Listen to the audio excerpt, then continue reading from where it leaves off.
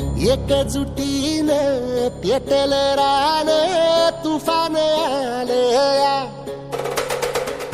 काळ्या भुईच्या भेटीला हे आभाळ आलया.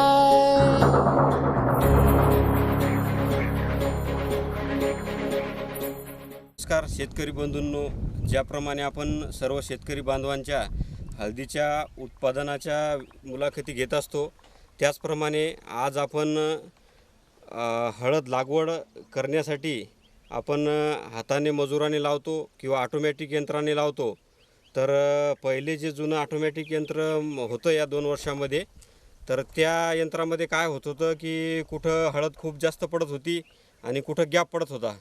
पण एक रिसोडवाले भाऊ यांनी या यंत्रामध्ये सुधारणा करून ऑटोमॅटिक यंत्रच आहे, परंतु याच्यामध्ये कुठंच कांडीचा गॅप पडत नाही किंवा कुठं जास्त पडत नाही, एकसारखी यामध्ये पेरणी होते.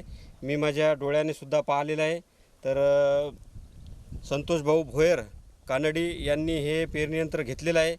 तर ज्या शेतकऱ्यांना हळद लागवड करायची आहे त्यांना मजूर लावून हळद लावायची गरज नाही.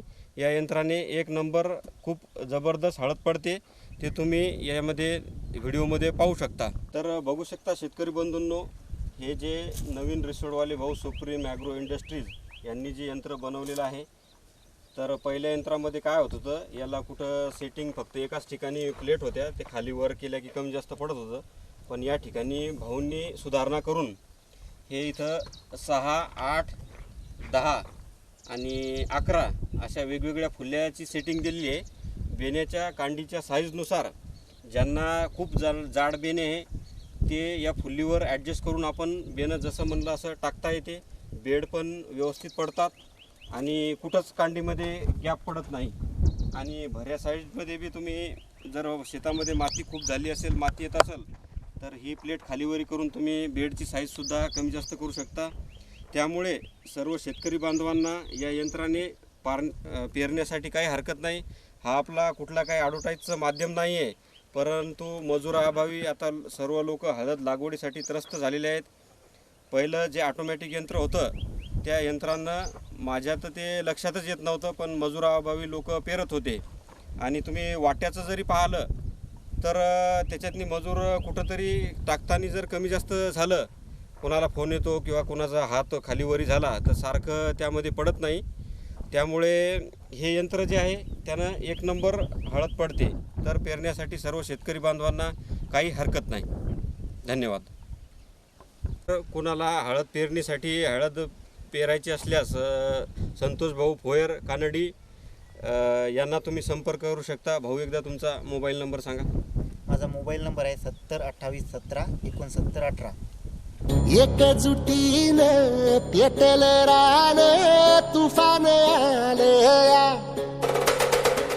काळ्या भुईच्या भेटीला हे आभाळ आलया.